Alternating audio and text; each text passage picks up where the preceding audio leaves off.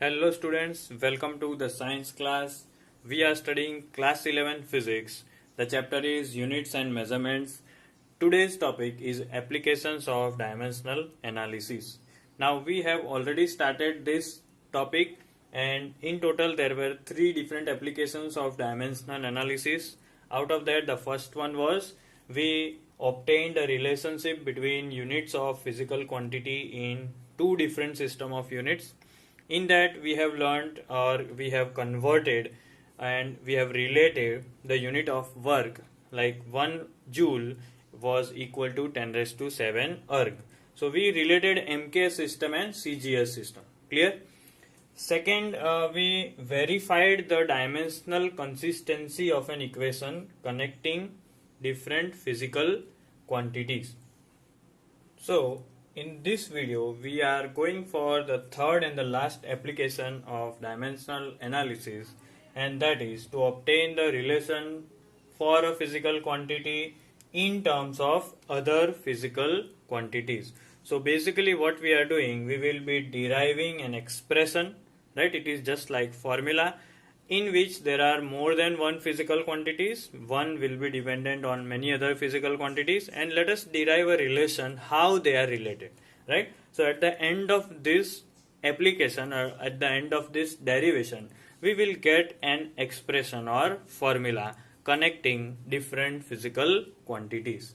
So we will start with a very simple derivation. So here let us derive an expression for centripetal force, that is represented as capital F, acting on a particle of mass small m moving with velocity small v in a circle with radius r. So basically what we are doing, we are relating force with mass, velocity and radius. Clear? So what we will do, we will assume a formula. Let us suppose, let the force which is called centripetal force, but ultimately it is a kind of force only. Let force be proportional to, first of all, the mass. Then it is also proportional to the velocity, and then it is also proportional to the radius. Clear? So in short what we can write, that force is proportional to mass as well as velocity as well as radius. But how it is proportional, in what exponent and powers, that we are not knowing. So what we will do, we will also assume that force is proportional to mass, velocity and radius, and their dimensions are m raised to a, v raised to b and r raised to c. Clear? Now we all know that whenever we remove the proportionality symbol, we may write that formula with a constant. So we will just write in a simple way, that is f equals to k, where k is constant, while the other three will be m raised to a, v raised to b and r raised to c. These are ABC, which are powers, which are called dimensions. Clear? Now how shall we start? What we will do, we will write the dimensional formulas on both the sides, right? So writing dimensional formulas. I hope you are all clear with how to form dimensional formulas of different physical quantities. So what we are doing, on both the sides, on LHS and RHS, we will write the dimensional formula. So F equals to, right now k is dimensionless constant, so we will ignore. F equals to m raised to a, v raised to b and r raised to c. So force dimensional formula, for your hint I have written force, we will write m raised to 1 L1 T minus 2. Clear? Over here, let it be in the square bracket. Over here we have mass. So what is the dimensional formula for mass? It is only m1 L0 T0. So if you want to write full, you may write, or else if you only want to write m1, that will also be fine. So I am writing m1 L0 T0, I am ignoring. But don't forget whole raised to a. Then we have velocity dimensional formula m0 L1 t minus 1. So L1 and t minus 1 I am writing whole raised to b. And then we have finally r for radius, and its dimensional formula. Ultimately radius is a unit of length only, right? A physical quantity which denotes length. So it is only L1. And don't forget whole raised to c. Now what we will do, we will multiply the internal powers with the external power. So ultimately here it will be m raised to 1 into a as a. Then we have L1 into b is b. Then t raised to minus 1 into b minus b. And ultimately finally L is 1 into c is c. So you can see that we have m raised to a, L raised to b, t raised to minus b, L raised to c. So we can combine L and L. So we can write this as m raised to a, L raised to b and c combinedly can be written as b plus c, and ultimately t raised to minus b. Over here we had m1, L1, t raised to minus 2. Now what we will do, we will compare the power on both the sides, because you see bases, that is m, over here also m, L over here also L, t over here also t. So base is same, so power will also be compared. So here if we compare the power of m, after comparing we will get the values of a, b and c. So if we compare the base and powers, a will be 1, a and 1, b plus c it will be 1, as we are comparing L and L, b plus c becomes 1, and t raised to minus b over here minus 2. So minus b equals to minus 2. Clear? So what we did, we compare the powers. Now based on this, can we solve these things? We can easily solve. First of all, that is minus b equals to minus 2, so b equals to plus 2. Over here we got a equals to 1. Now if over here, if you put b plus c equals to 1 and put value of b, that is 2. So it is 2 plus c equals to 1. So c equals to 1 minus 2 and c equals to minus 1. So now we got all the values of a, b and c. So now what we will do, we will just continue with the last step. Utilize your space of notebook. Over here now we just have to put the values of this power in this formula. Okay. So f equals to, you can write this formula as well as this formula. So ultimately we will use a formula which may include constant, but we have is equal. So over here it was f equals to k, m raised to a, v raised to b, r raised to c. Let us now put the values. So ultimately it is f, k, m raised to a. So let us write the value of a, m raised to 1. V raised to b, so b raised to 2. And r raised to c, so if over here r raised to minus 1. Now we know that whosoever has power minus 1 will go into the denominator to become positive. So our final equation is f equals to k, m raised to 1, v raised to 2 upon r raised to 1. So this is the formula which we were deriving.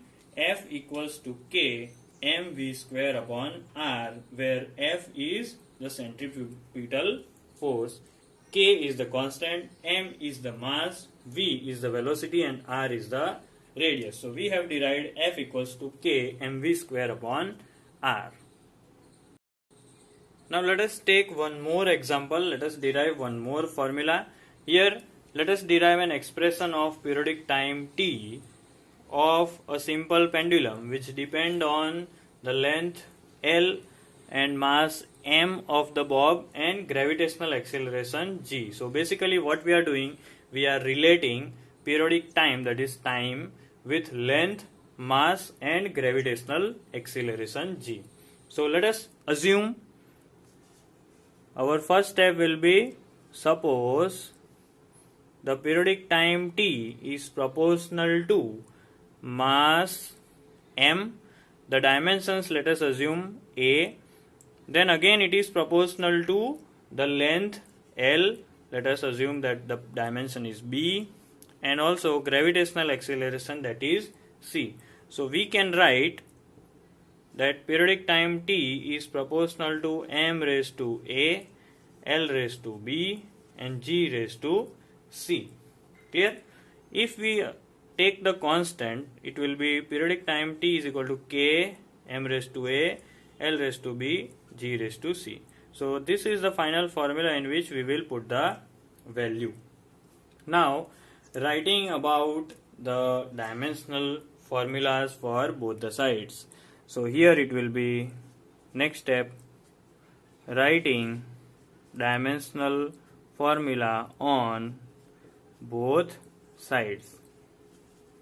So periodic time will be time, just time. So what it will be? It will be time T1. So M0, L0, T1. Over here, K is a dimensional constant, so we will ignore K. M is mass. So here it will be, let us put the bracket, m raised to 1 whole raised to A. Then we have next as length L. So what it will be? L raised to 1 whole raised to B. And finally we have gravitational acceleration. Okay. And gravitational acceleration formula you can easily derive. It is meter per second square.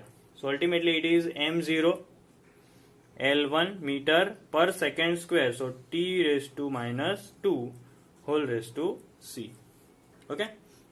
Now let us continue with the multiplication of powers. M raised to 1 into A will be m raised to A. L raised to 1 into B is L raised to B. Over here L raised to 1 into C is C. And then T minus 2 into C minus 2C. So L is repeated 2 times. So let us combine that. Here it will be m raised to A, L raised to B plus C, and T raised to minus 2C. Over here we had m raised to 0, L raised to 0, T raised to 1. Now the next step will be comparing. So if we compare the powers on both the sides, LHS and RHS, the power of m, if we compare, what will be the value of A? It will be 0. Then we have B plus C equals to 0. B plus C equals to 0. And finally T raised to minus 2C equals to 1. Right? So we are clear that value of A is 0. B plus C is 0. We need any one's value. So let us go for the value of C. What will be the value of C? C will be, minus 2 will be taken downside, so it will be minus half. Okay. And then we shall go for B plus C equals to 0. If we put the value of C, that is minus half, over here, minus half will go on the other side. B equals to plus 1 by 2. So you see carefully, we have got the value of A first of all, that is 0, B that is half, and C that is minus 1 by 2. So what if we replace these values in the original formula? So now let us do the replacement. So putting values of A, B and C. So T equals to K m raised to A, that is 0. Then it is L raised to B, that is half, and G raised to C, that is minus half.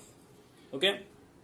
So if we take minus half on downside, will it be K?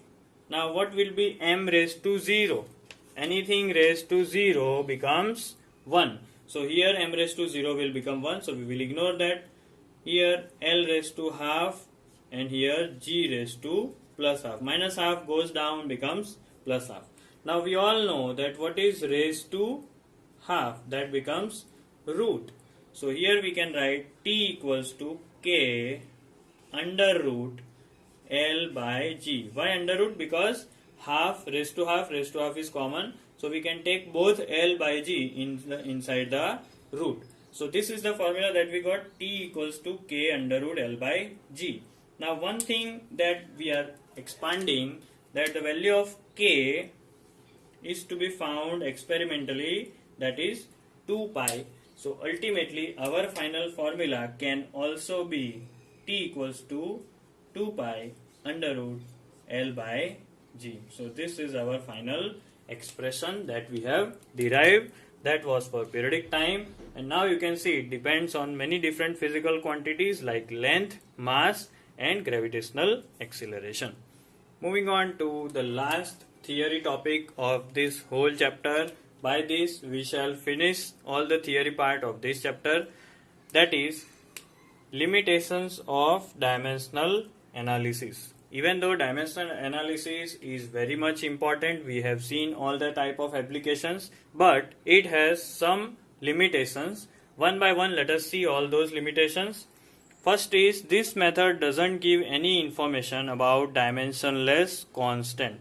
So we cannot know anything about the constant that the physical quantity is dependent on. Second is, it is useless when any physical quantity depends on more than 3 other physical quantities, right? So if a physical quantity depends on many different physical quantities, the condition is given more than 3. So in that case, the derivation of expression will be little bit difficult and complex. The third one, this method is useless when a physical quantity is the sum or difference of 2 or more physical quantities. If in case the formula, the expression contains addition of different terms or subtraction of different terms, then this method will be useless, right? Like you say s equals to ut plus half at square. In this we have this addition, so this method won't be helpful in these kind of expressions.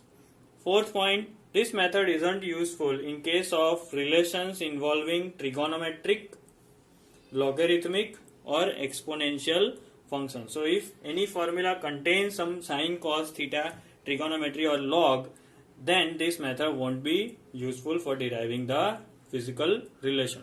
And finally, it is not useful if a constant is not dimensionless. For example, you say f equals to g m1 of m2 upon r square. So here g is the constant, but this constant is not dimensionless. It has some kind of dimension.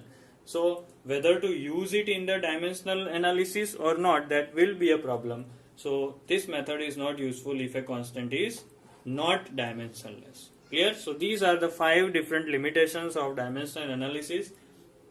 Make sure you are writing and learning it point by point. So that's it for today. Thank you.